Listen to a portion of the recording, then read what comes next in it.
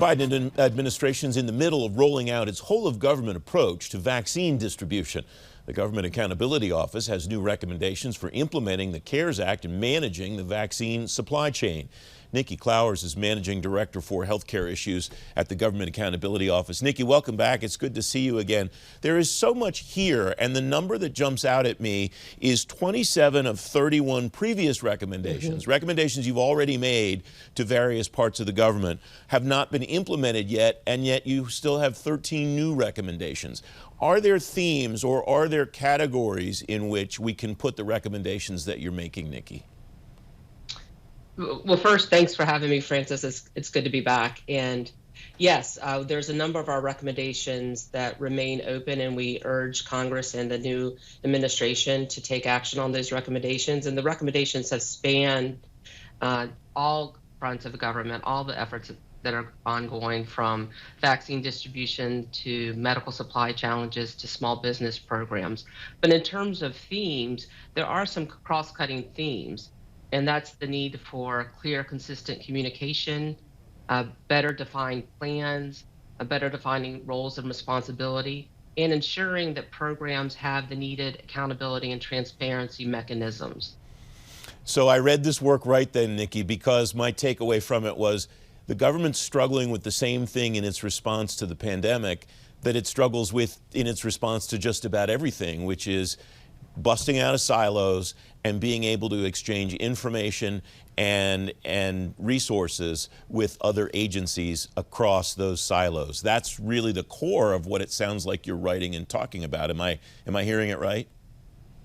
You are. It's magnified with the pandemic, given the size of the response and the number of players.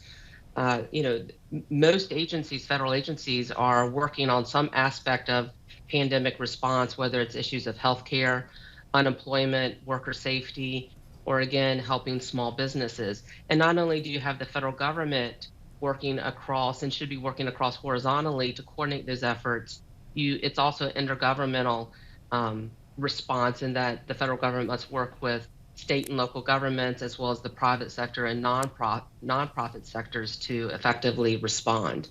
One of the ways, Nikki, that agencies do that is exchanging information, exchanging data with each other.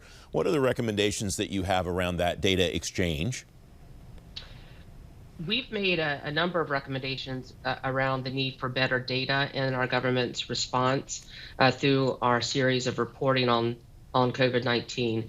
In this report, we focus on healthcare data and the need to improve that data. What we found is data on important health outcomes or how the response is going in terms of cases, testing, hospitalizations.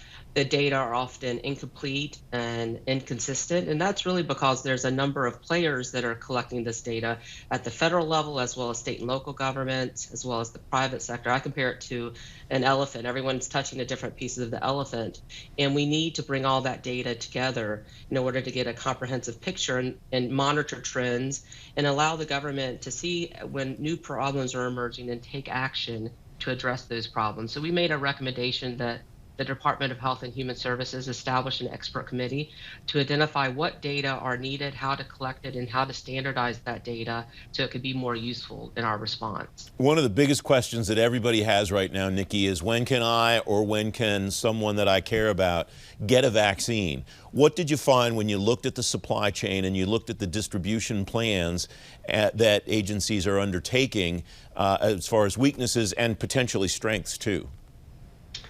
Well, we found where the distribution plans need improvement. And in fact, this was an area back in late summer where we made a recommendation to the Department of Health and Human Services to work with their partners to start to develop a distribution and administration plan, focusing on the coordination that would be needed and the communication strategy that would be needed as well to ensure an effective rollout.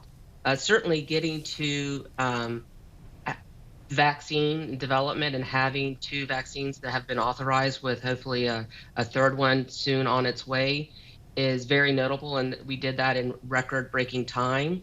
But we were encouraging the government at that time to start pivoting and looking towards this distribution, because as it's proven to be, it's very challenging given the number of players, and we need better communication across government as well as from federal government to state and local partners, so they know what to expect and help get those shots into the arms of Americans. We have less than 30 seconds left, Nikki. Are there some of these that would be easy for agencies to implement, or is this just really a terribly daunting challenge? Certainly the pandemic response is a daunting challenge given the scope and the magnitude of the issues at hand. Some of our recommendations should be easy to implement because they go to the basic good government principles, as we talked about, from good communication, having good plans in place, and clearly defining the roles and responsibilities. And we think as a new administration comes in, as a new Congress starts, this is an opportunity for them to look at their policies and actions that they're taking and incorporate our recommendations going forward. Nikki, thanks very much for joining me. It's great to have you on. Thank you so much.